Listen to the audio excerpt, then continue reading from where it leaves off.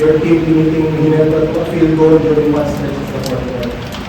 Yeah, I think that's the key was our defense. Jordan had a good shooting night and he really kept us in the ball game in the first half when McCullough was struggling.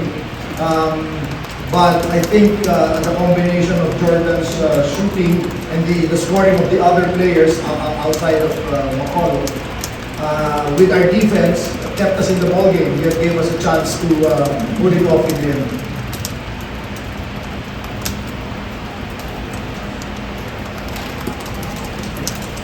But congratulations. Kung team play, parang yung the issue was yung lack of production ng locals tonight.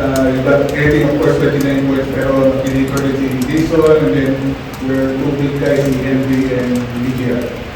Yeah, in game 3, the problem really was the start. We were already down first 6 minutes of the first quarter. We were already down by 12 or 14 points.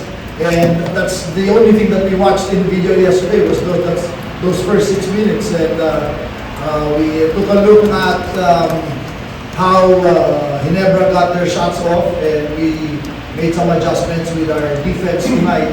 And couple of things, if we can hold Ginebra to below 100, we give ourselves a chance, and we don't give up the turnover points. Games 1 and Game 3, we gave up more than 20 turnover points to Ginebra. We lost both games. Tonight, we did a much better job. So, again, it's now down to a best of 3.